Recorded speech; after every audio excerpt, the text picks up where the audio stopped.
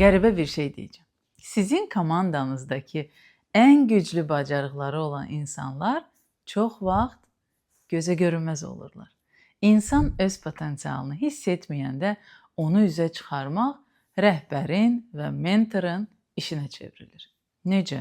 Çox sadə addımlarla. Etiketlərdən uzaq dur. CV gözəl yazıb doldurmaq sizi çox uzağa aparmayacaq. Kiçik tapşırıqlar ver.